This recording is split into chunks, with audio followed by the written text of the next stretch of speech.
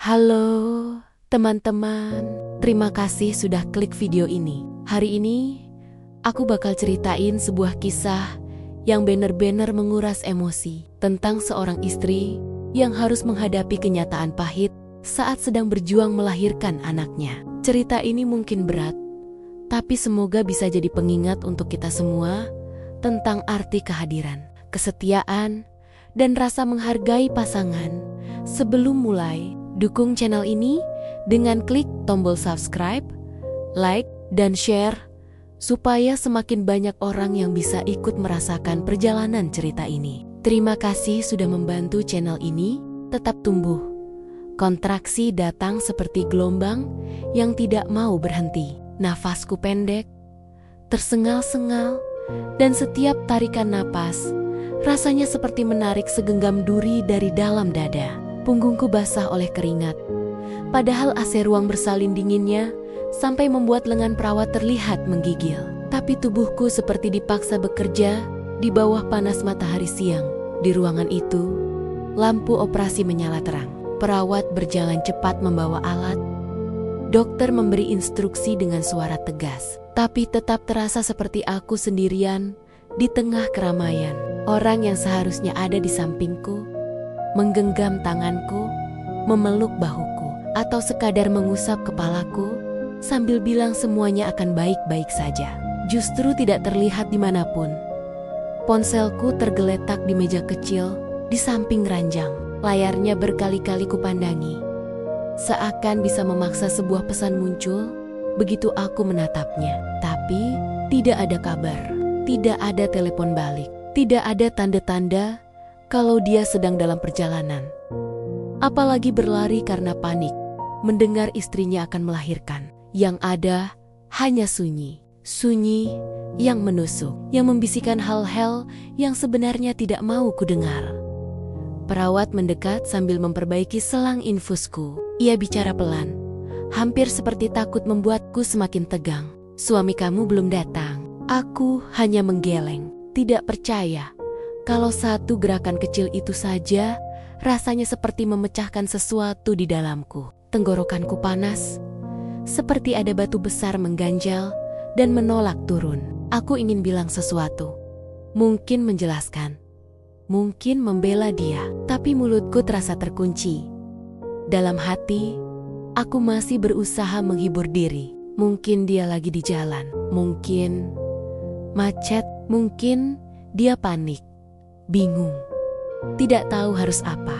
Mungkin dia sedang lari-lari dari kantor atau dari rumah untuk sampai ke sini. Mungkin dia juga gugup, seperti yang biasanya dia katakan setiap kali membicarakan hari kelahiran ini. Mungkin, kata mungkin, itu ku genggam erat, seperti pegangan terakhir di tengah gelap. Meski jauh di dalam diriku, suara lain mulai menyusup. Pelan tapi tajam, suara yang mengingatkanku pada hal-hal yang sudah lama ingin aku abaikan. Acat yang pernah kutemukan, pulang malam tanpa alasan jelas. Hilangnya kehangatan di wajahnya saat menatapku. Perempuan itu, dan rasa takut yang selalu kutelan, berharap semuanya hanya kebetulan. Tapi kontraksi berikutnya datang, lebih kuat, membuat aku menjerit tanpa sempat mengontrol diri. Perawat dan dokter langsung bergerak cepat. Ada suara alat berbunyi, suara masker oksigen dibetulkan, suara kaki-kaki yang berlari kecil mendekat. Semua bercampur jadi satu, dan membuat ruangan itu terasa seperti dunia kecil yang hanya berisi sakit, napas, dan waktu yang berjalan lambat. Beberapa menit terasa seperti beberapa jam. Aku kehilangan hitungan berapa kali dokter berkata sedikit lagi, padahal rasanya semua tenagaku sudah ambruk sejak lama. Namun pada akhirnya, dalam satu dorongan terakhir yang membuat punggungku seakan pecah, terdengar suara yang paling kutunggu. Tangisan kecil, rapuh, tapi kuat. Tangisan bayi kami. Suasana di ruangan langsung berubah. Dari tegang menjadi lega. Dari hiruk-pikuk menjadi hangat. Perawat tersenyum sambil membersihkan tubuh kecil itu. Dokter menepuk bahuku pelan sambil bilang aku sudah melakukan pekerjaan yang luar biasa. Dan untuk beberapa detik, Hanya beberapa detik saja, aku lupa segalanya. Lupa sakitnya, lupa kecewanya, lupa sepinya. Yang ada hanya rasa syukur bahwa malaikat kecil itu akhirnya datang ke dunia. Ketika bayi itu dibawa mendekat dan ditempatkan di dadaku, tubuhku bergetar, bukan karena lelah, tapi karena perasaan yang terlalu besar untuk dipahami. Dia mungil sekali, hangat seperti sinar pagi. Jari-jarinya menggenggam udara, seolah mencoba meraih dunia baru yang baru saja menyambutnya. Mataku berkaca-kaca, dan untuk pertama kalinya hari itu, aku tersenyum. Tapi senyum itu hanya bertahan beberapa detik. Ponselku tiba-tiba bergetar. Suara getar itu seperti petir yang tiba-tiba menyambar tengah ruang yang sebelumnya damai. Hatiku langsung mencelos. Tanpa sadar, tangan kananku bergerak mengambil HP itu. Meski jariku masih gemetar, dalam hatiku ada harapan kecil, harapan yang terlalu naif. Mungkin itu suamiku, mungkin dia akhirnya sampai. Mungkin dia mengabari bahwa dia sudah di depan rumah, sakit dan sedang berlari masuk. Namun yang muncul bukan namanya, adalah pesan dari temanku. Satu kalimat pendek yang seakan menamparku tanpa ampun. "Dek, aku lihat suamimu di hotel. Sama perempuan itu." Waktu seperti berhenti. Suara tangis bayiku mendadak terasa jauh, seakan dia berada di ruangan lain. Lampu-lampu terang yang tadi terasa hangat, kini seperti membakar mata. Dadaku sesak, seperti ada sesuatu yang merobeknya dari dalam. Aku berkedip beberapa kali, mencoba meyakinkan diri kalau aku salah baca. Tapi pesan itu tetap sama, tetap menghantam, tetap menusuk. Aku tidak bisa menangis, air mataku tidak keluar. Yang ada hanya rasa dingin, dingin yang menyebar dari ujung jari sampai tulang belakang. Meski ruangan bersalin itu hangat, dan tubuh bayiku yang menempel di dadaku seharusnya bisa membuatku merasa tenang. Perawat mendekat untuk mengecek kondisi bayiku, tapi tatapan matanya berubah ketika melihat wajahku. "Ibu, tidak apa-apa?" tanyanya pelan, hampir berbisik. Aku ingin bilang ingin mengatakan aku baik-baik saja, tapi bibirku tidak bisa membentuk kata. Napasku berat, seperti paru-paruku menolak bekerja. Aku menatap layar ponsel itu lama, terlalu lama. Sampai huruf-hurufnya terasa menyala dan mencoreng pikiranku di saat seharusnya aku merasa paling dicintai, paling dijaga, paling ditemani. Justru di saat itu aku menerima kenyataan paling pahit. Ternyata bukan hanya rasa sakit melahirkan yang harus kutanggung hari itu, tapi juga rasa sakit karena dikhianati di momen yang seharusnya paling berharga dalam hidup kami. Dan di tengah suara tangis bayi yang seharusnya jadi suara paling indah di dunia, aku hanya bisa menatap kosong, merasa tubuhku membeku, sementara bagian dalamku retak pelan-pelan. Malam itu, ruang rawat terasa seperti gua sunyi yang menelan semua suara, kecuali detak jantungku sendiri. Lampunya temaram, hanya satu bohlam di sudut yang menyala redup, membuat bayangan peralatan medis memanjang seperti garis-garis gelap di lantai. Bayiku sudah tertidur di boks kecilnya. Napasnya tenang, dadanya naik turun seperti gelombang kecil di permukaan air. Melihatnya seharusnya membuatku damai, tapi pikiranku berputar tanpa henti. Ada sesuatu yang mengganjal, seperti pintu besar yang setengah terbuka, menunggu aku berani melihat ke dalamnya. Setelah tubuhku agak stabil, perawat datang membawa charger yang kupinjam. "Ini Bu, istirahat ya, jangan stres dulu," katanya sambil tersenyum ramah. Aku mengangguk. Meski di dalam diriku justru badai yang mengamuk. Begitu kabel itu kusambungkan dan layar HP menyala, deretan notifikasi langsung masuk, menyala bergantian seperti sirena darurat. Chat dari temanku paling atas, baris-baris pesannya memenuhi layar, seolah dia mengetik semuanya dengan tangan gemetar. Dan saat kubuka, foto-foto itu muncul satu persatu. Suamiku dengan jaket coklat kesayangannya. Jaket yang dia bilang dia pakai hari itu karena nyaman. Jaket yang kukenali bahkan dari kejauhan. Dia berjalan masuk ke pintu hotel. Di sampingnya ada seorang perempuan. Rambut panjang, tubuh ramping, wajah separuh tertutup masker. Tapi aku tahu betul siapa dia. Perempuan yang dulu pernah kubahas, yang pernah kutemukan chat Naya di HP suamiku. Tapi saat itu, dia bersumpah bahwa semua itu hanya urusan kerja.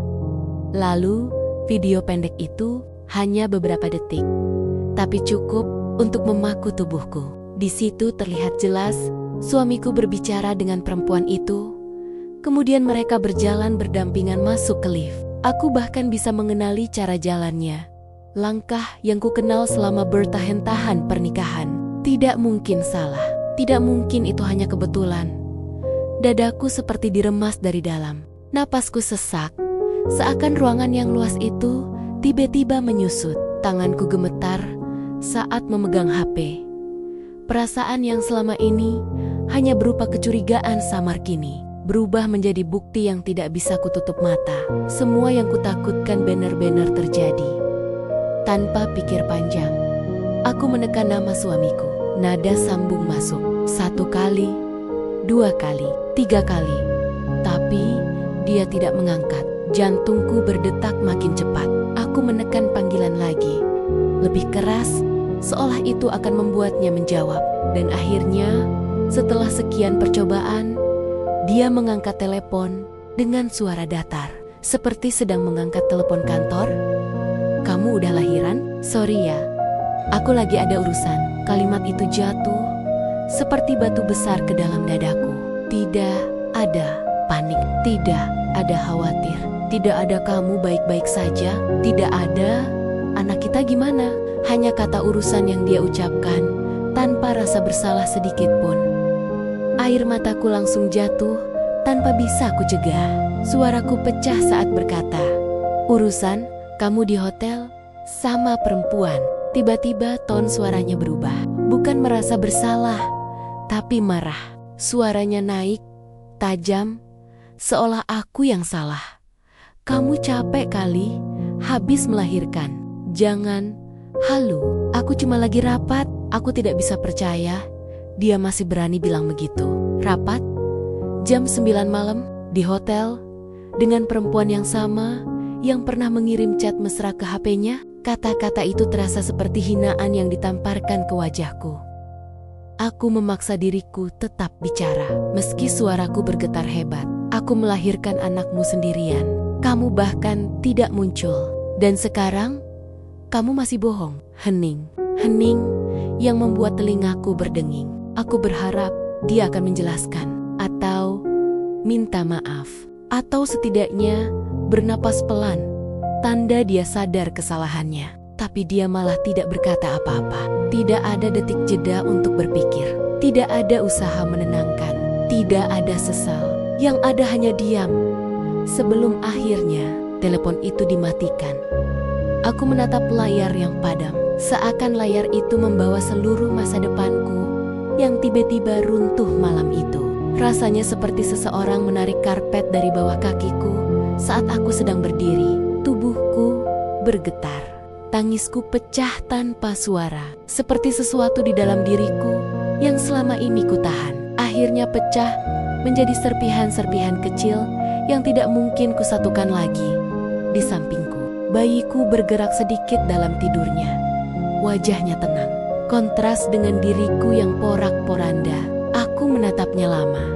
Dan di situ, aku merasakan sesuatu yang tidak pernah kurasakan sebelumnya. Perasaan campur aduk antara kasih sayang, takut, kecewa, dan tekad. Rasanya seperti aku baru saja melalui 2 kelahiran dalam 1 malam. 1 bayi kecil yang kutunggu dengan cinta, dan 1 kenyataan pahit yang selama ini kutolak.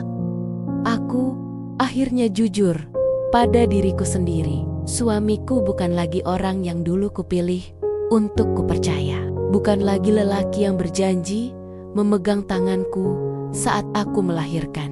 Bukan lagi seseorang yang bisa kusebut rumah malam itu. Sambil menatap bayiku yang tidur damai, aku sadar bahwa luka yang dia buat lebih dalam dari apapun yang pernah kualami. Dan mungkin untuk pertama kalinya sejak semuanya terasa kacau, aku bertanya pada diriku sendiri, bagaimana caranya aku bisa bangkit dengan anak kecil ini dalam pelukanku. Sementara orang yang seharusnya jadi pilar utamanya justru memilih hilang ke tempat lain. Malam itu menjadi saksi bahwa tidak semua yang lahir membawa kebahagiaan. Kadang, kelahiran juga membawa sebuah akhir, sebuah kebenaran yang menampar keras, sebuah pertanda bahwa hubungan yang kukira kuat ternyata rapuh dan mudah retak hanya dengan satu pengkhianatan yang ia tutup-tutupi. Dan di antara semua rasa sakit itu, aku hanya bisa duduk memeluk diriku sendiri, berharap besok pagi aku punya kekuatan untuk menghadapi kenyataan yang sudah tidak bisa kusangka lagi. 2 hari setelah kelahiran itu, setelah 2 malam aku tidur dengan mata bengkak dan pikiran yang tidak pernah benar-benar istirahat, pintu ruang rawatku akhirnya terbuka. Suara engselnya berdecit pelan dan aku mengangkat kepala dengan hati yang berdebar, bukan karena rindu, tapi karena takut pada kenyataan yang mungkin harus kembali kutelan. Dia berdiri di sana, suamiku, orang yang dulu selalu kutunggu kepulangannya. Tapi hari itu, wajahnya hanya menyisakan kosong, datar. Tidak ada rasa bersalah, tidak ada canggung, seolah 2 hari terakhir tidak pernah terjadi apa-apa. Di tangannya ada tas bayi berwarna biru muda. Tas yang dulu kami beli bersama sambil bercanda soal nama anak, warna botol susu, dan hal-hal kecil yang dulu terasa indah. Dia mengangkat tas itu sedikit, seperti menunjukkan trofi. Aku bawain ini, katanya sambil masuk tanpa meminta izin. Seolah tas itu bisa menutup luka 2 hari kemarin. Seolah itu cukup untuk menebus ketidakhadirannya. Saat aku hampir kehilangan nyawa karena pendarahan, aku memandangi tas itu lama, bukan karena tertarik isinya, tapi karena heran bagaimana seseorang bisa begitu tenang setelah membuat pasangannya tenggelam dalam sakit yang besar. Dia duduk di kursi, tidak dekat denganku, tidak dekat dengan bayi kami. Dia memilih duduk di pojok, memandang lantai. Suaranya terdengar datar, seperti sedang membahas hal sepele. Aku sibuk, kamu juga harus ngerti. Sibuk, kata itu seperti paku besar yang ditancapkan di dadaku. Aku menatapnya, mencoba mencari sedikit saja tanda bahwa ia sadar apa yang dia lakukan. Tapi dia tidak melihat ke arahku, tidak berani atau tidak peduli. Aku tidak tahu. Sibuk? Tanyaku pelan. Suaraku hampir tidak keluar. Apa kamu sibuk menemani dia? Sementara aku pendarahan sendirian, sementara aku melahirkan anak kamu sendirian?